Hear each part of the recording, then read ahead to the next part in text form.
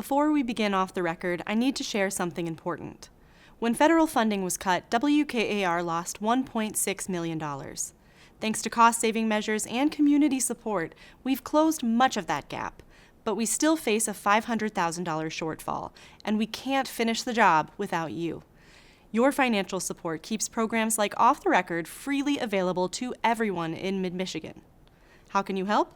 Become a sustaining donor today. Already a sustainer? Please consider increasing your monthly contribution. Visit wkar.org/OTR to donate, or click the link in the description. Now, Off the Record.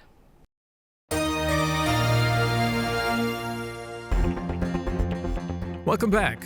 38 states are regulating cell phones in schools. Representative Mark Tisdale wants Michigan to be number 39. So sit in with us as we get the inside out. Off the Record. Production of Off the Record is made possible in part by Bellwether Public Relations, a full-service strategic communications agency partnering with clients through public relations, digital marketing, and issue advocacy.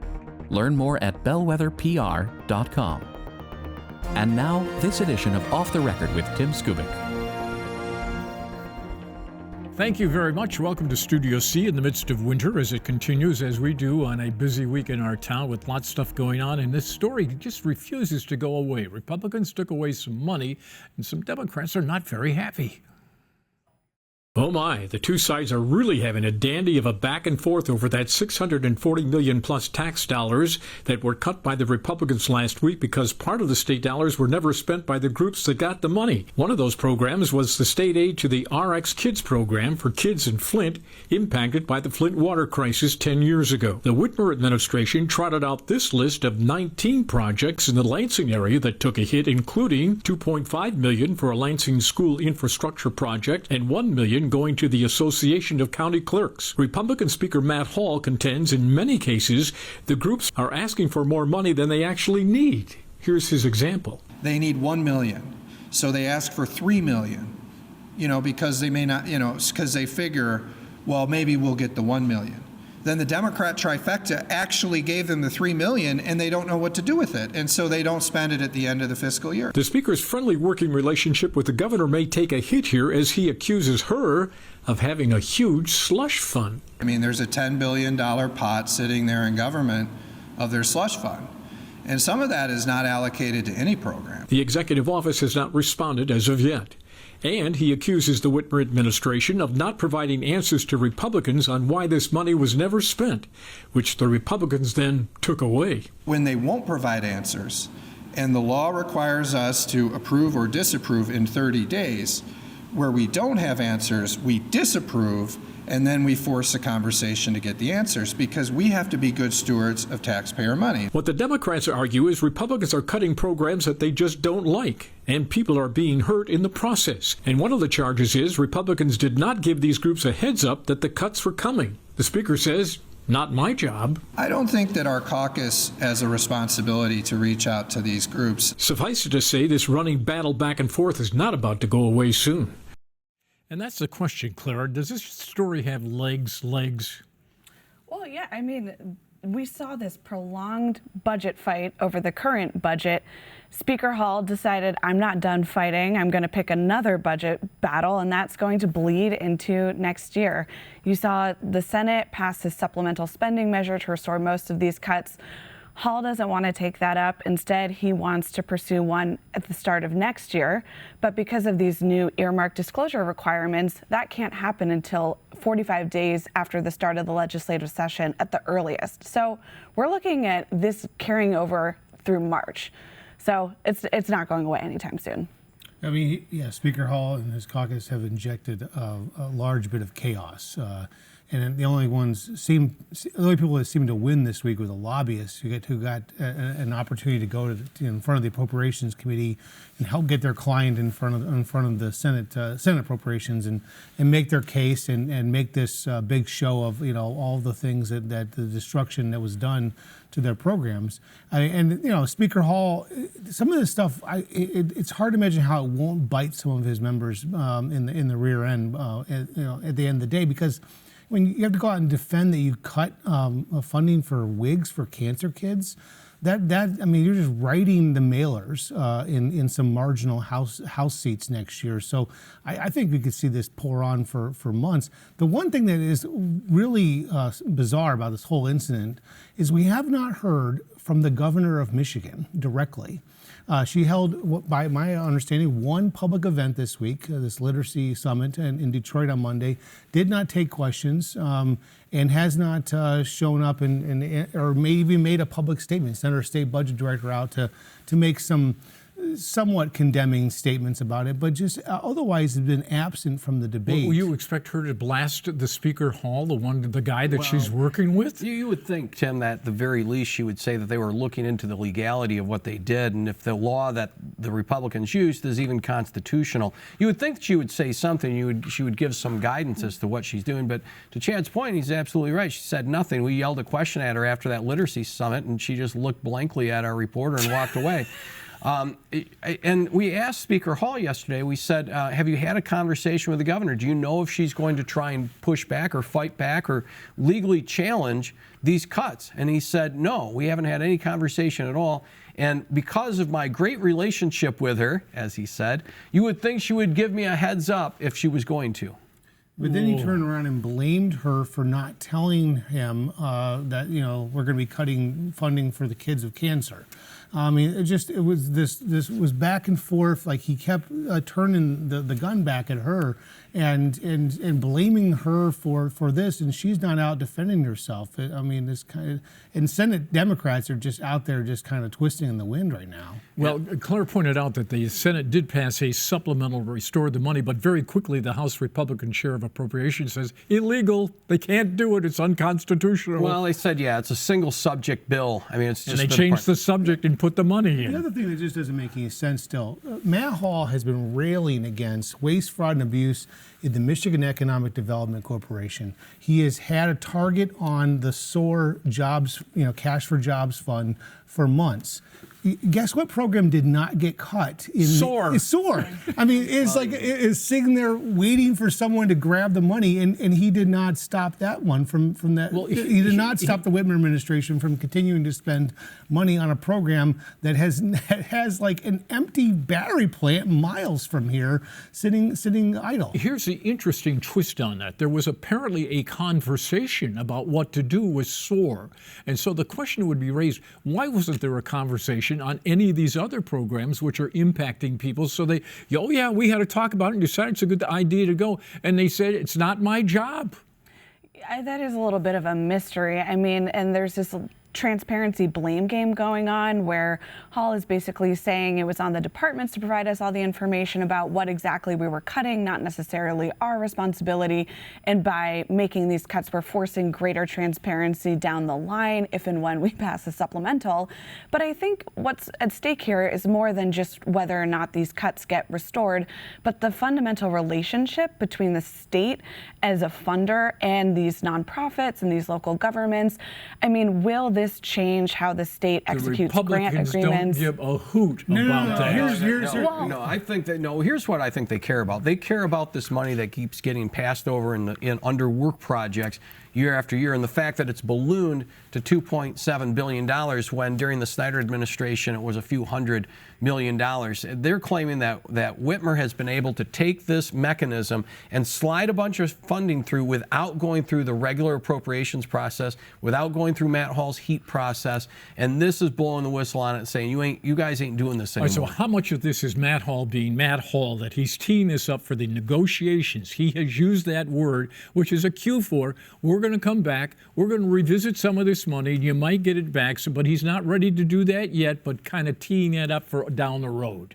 I mean, you kind of harken back to Whitmer's withholding of money out of the budget in 2019. Yeah, I'd forgotten about that. This is a very similar play. She used the state ad board to hold back hundreds of millions of dollars, and she, in order to get what she wanted on a budget deal. I mean, she didn't get her 45-cent gas tax increase, but she got some things, and it did basically set a new tone at the time with Mike Shirkey. It has a very similar feeling where he's trying to reset things for the next year going into the election, and also a tighter budget, very likely as the economy seemingly is contracting. DTE got what they wanted from the PSC this week. Yeah, they did. The MPSC was in charge of saying if DTE was going to be fined to provide the energy for a Saline plant for data centers. And the hearing was long, very emotional, very excitable. But a lot of these data centers, and we're going to see a lot of these data centers pop up with the emergence of AI. A lot of these things are done at the local level. The siting, the setbacks, the legal maneuverings of getting the data center in a local community is done at the local level. What was done at the MPSC at the state level was just allowing DTE the power to provide the electricity. I mean, that's it. I mean, they're for as much commotion as there was, their task was very limited. It had nothing to do with water. All they were concerned about, and the PSC commissioner said, we have written language into this agreement that the ratepayers are not going to get stuck with it if there's an overrun or it doesn't work. I mean, at the end of the day, this DT for this one data center is going to be providing as much electricity as the equivalent of 900,000 homes. It's Macomb, Oakland, and Monroe counties combined. It is an astonishing amount of electricity. But what the PSC's role is to make sure that it essentially is carved off from the rest of its portfolio, so that the rest of those folks, those 900,000 homes in those three counties, don't get their rates increased because of the electricity needed to do this one project. Now, DTE says they have the capacity internally right now to do this without building new generation, but there is already another big data center planned for Lyon Township. They're Which popping has up, a go, by the way. yeah, and in the local level, yes, but then there will be an electricity contract as well, probably involved in that. So there's going to be one after another in these as these things are popping up, and the demand is increasing because the demand's increasing because of us, because we're using these things every day to these little computers in our hands, and we're streaming all the video, and we're putting the demand that is causing this surge in data centers to show up. So if the ratepayers are not going to pay for it, the stockholders are going to take a hit? No, data centers are paying for it. Oh, okay. The data center is paying for the electricity. Yeah, but what if something falls apart here? Who gets that's the big question that a who lot of holds the folks bag? had, and they were frustrated that this plan from DTE was fast-tracked. You had Attorney General Dana Nessel arguing for it to just go through the normal process where there can be contestation here. The governor wanted this to move forward, and now we're seeing Democrats trying to roll back tax breaks for data centers because of this. Good story, good story. All right, here's another good story. Cell phones in schools, as you're about to hear from our guest. He's very confident that next year a bill will pass to limit its use in Michigan schools. Let's take a look at that, and then we'll be back to say goodnight. Representative, bring us up to speed on where we are on your vote on the ban and the adjustment of cell in schools. Well, House Bill 4140, in fact, I spoke to the governor just a couple of weeks ago. She called regarding economic development, and we got on the subject of cell phones because it's important to her. We're in agreement with the governor's office. We're in agreement with Chair Pohanke's office in the Senate. Our respective staffs have been working well together. And I was just finding a place to put it on the agenda. I don't think it's going to happen by the end of this calendar year, since we have just a few days left, but it would certainly be a nice way to start off 2026 with a bipartisan win. I've spoken to the minority leader in the House and the minority whip in the House, and their prediction is that next time it comes up, there will be 100 votes. That's a little more than you need. That's just somewhat more, but I'll take every one I can get. All right, so let me follow up on that question. Because that's significant. Okay, if the minority people are telling, because the D's fell off on this thing last time around, right? Correct. All right, so if you got their support in that caucus, you're looking pretty good. Yes, that's correct. And I had support in the caucus before. It was simply a political decision that, we didn't have 56 Republicans on the floor that day. We didn't have enough votes to push it. And quite often when you're in the minority, no one wants to be the 56th vote to push a majority bill across the line. And it was simply an opportunity for them to exercise their muscle a little bit. They've done that. That's all behind us, and now we can move forward. Obviously, there's a couple of things that have to be done here, but let me not trying to put words in your mouth, but you and I talked about this numerous times. Is this the most optimistic you have been so far in this debate going back and forth? Yes. No, all the pieces are there, and I think, Tim, in the time that's passed since the two of us first started talking about this, my first draft was in June of 2023. The initial responses were, you can't take phones away from kids. And now there are 38 states that have statewide standards on cell phones in schools. The time has come that Michigan has to get on board. There's no more thinking about it, pondering if this is a good idea. And the schools in Michigan, there are probably close to 40 or so school districts now that have moved ahead on their own. There's no school district out there that's done this for any period of time. Avondale Schools in Auburn Hills, Traverse City Area Public School District. I think they're in their 4th or 5th year now with an Away for the Day program. None of them would ever go back to cell phones in the classroom. And the success stories are just all over the place. Will the content again of the legislation refresh our audience's memory on what it does? Well, K through 12, it prohibits cell phones during instruction time. Now, K through 6, half of that public school span, basically all day is instruction time. For grades 7 through 8, they could use their cell phones between periods while they're passing between classes. But during instruction time, they have to be put away. And there are all sorts of toolkits out there on processes and procedures for implementing a successful program. It will allow emergency use, which was probably the biggest pushback from parents, as long as that emergency use does not interfere with school district emergency protocol or with first responder activities. It will allow for basic telephones to be kept with students all day long, if that's a desire. Basic telephone being the primary function is phone calls and text messages, no internet connection, no support of third-party applications. All right, so I could have a phone as long as I'm not connected to the internet. Did I hear?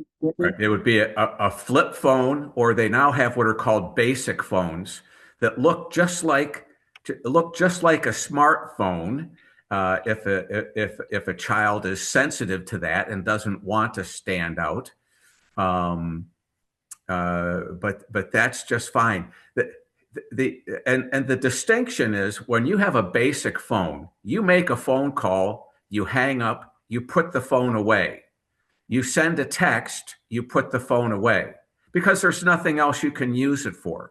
The problem with the smartphones is you use them all day long with the apps and taking photos and videos and uploading and shooting out group texts with imagery and those kinds of things.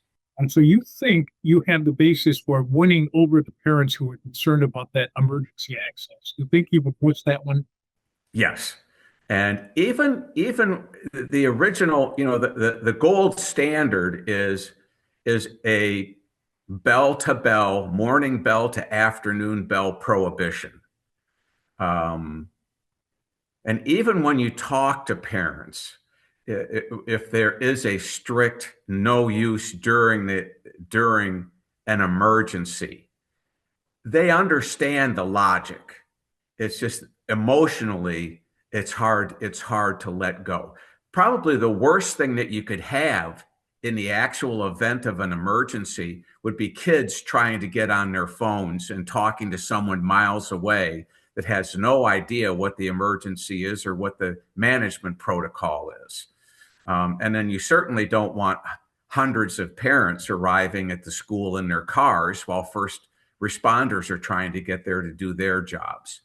So each school district, each building can have its own emergency protocol, but this legislation does not specifically prohibit use during the event of an emergency.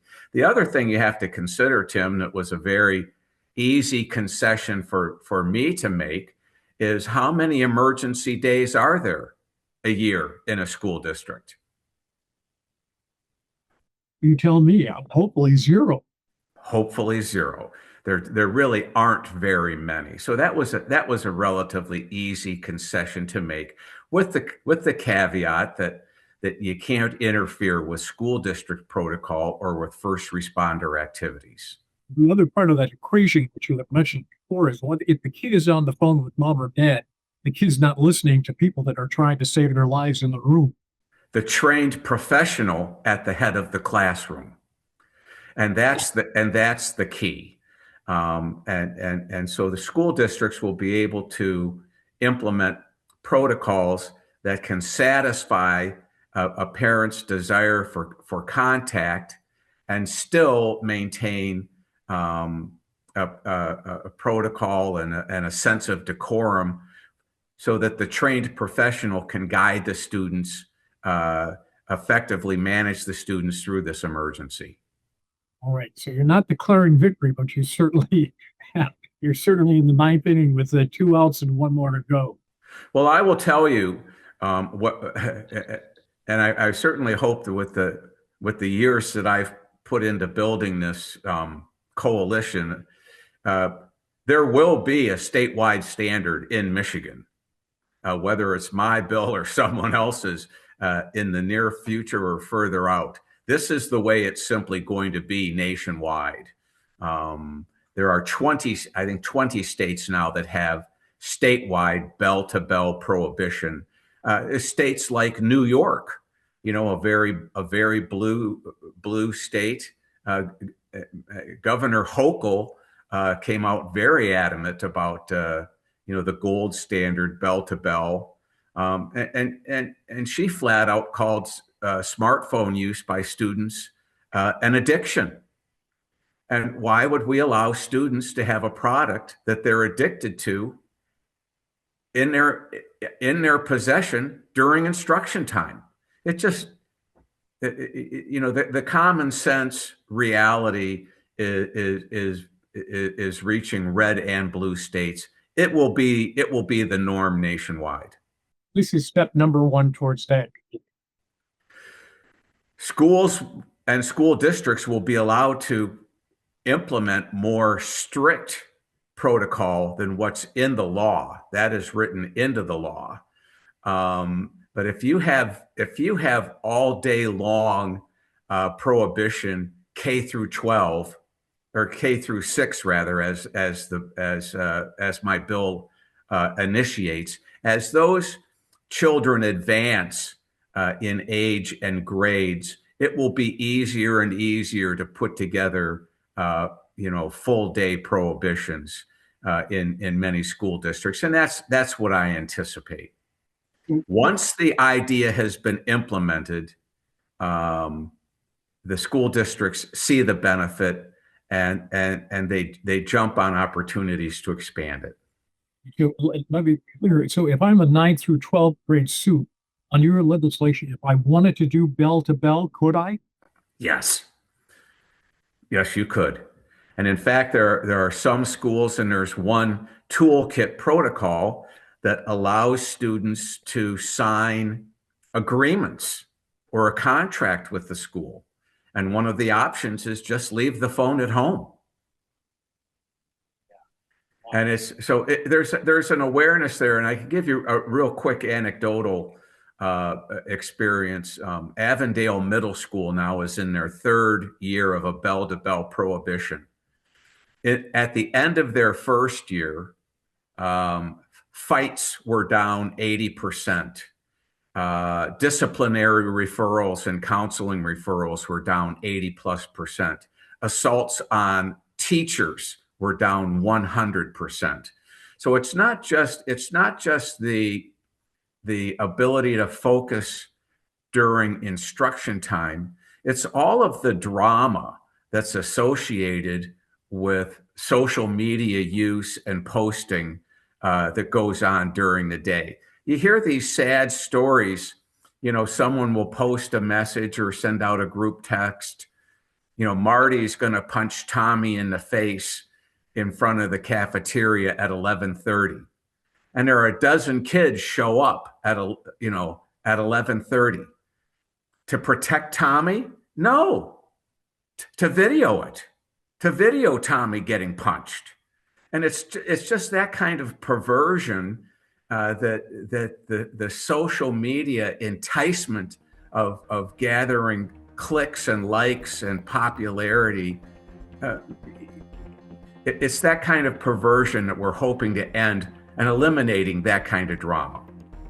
Our thanks to Representative Tisdale for that comment, and thanks to our panel. Everybody have a nice holiday. And next week, a year-in edition of Off the Record, which should take about 6 weeks to control all the stuff that went on in 2025. Look forward to seeing you there, folks. Good night.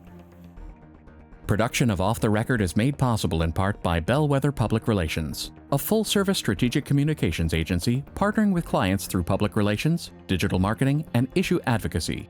Learn more at bellwetherpr.com. For more Off the Record, visit WKAR.org. Michigan Public Television stations have contributed to the production costs of Off the Record.